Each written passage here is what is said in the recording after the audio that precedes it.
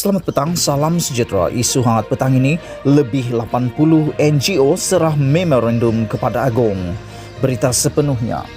Jawatan Kuasa Pemandu Pemulihan Ekonomi COVID-19 Nasional yang dianggotai lebih 80 pertubuhan bukan kerajaan NGO, antaranya dalam kalangan pemain industri akan menyerahkan memorandum kepada Yang di-Pertuan Agong Al Sultan Abdullah Riayatuddin Al Mustafa Billah Shah.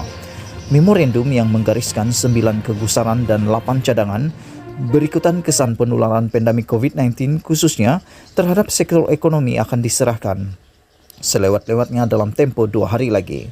Menurut juru cakap jawatan kuasa itu, Datuk Tan Poh Seng, penularan pandemik COVID-19 yang berlaku lebih setahun lalu tidak menunjukkan tanda ia akan berhenti meskipun kerajaan melaksanakan beberapa langkah pembendungan antaranya dengan mengisytiharkan darurat. Kami tidak berpuas hati dengan kerajaan dalam mengawal pandemik, tetapi melaksanakan denda yang tidak masuk akal dan keterlaluan terhadap yang melanggar SOP. Syarikat tidak mampu bertahan lagi dengan lockdown sekatan pergerakan. Kerajaan mesti adil pada semua sektor perniagaan. Kami juga berharap supaya kerajaan persekutuan dan kerajaan negeri mencapai konsensus tertentu untuk mencegah penyebaran wabak, katanya kepada sidang media secara maya pagi tadi. Mengulas lanjut, Poh Seng berkata, pemberian vaksin amat mustahak ketika ini lantas menggesa kerajaan supaya membuka lebih banyak pusat PPV dengan berkolaborasi dengan klinik perubatan swasta untuk mempercepat program suntikan pelalian itu.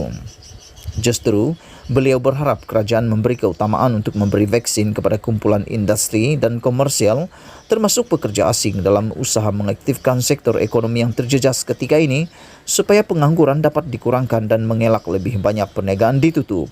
Kita nak memberitahu kerajaan, kita dapat bekerjasama dengan kerajaan dengan sebarang dasar yang bekerja atau berkesan dalam pencegahan penyebaran wabak ini, katanya.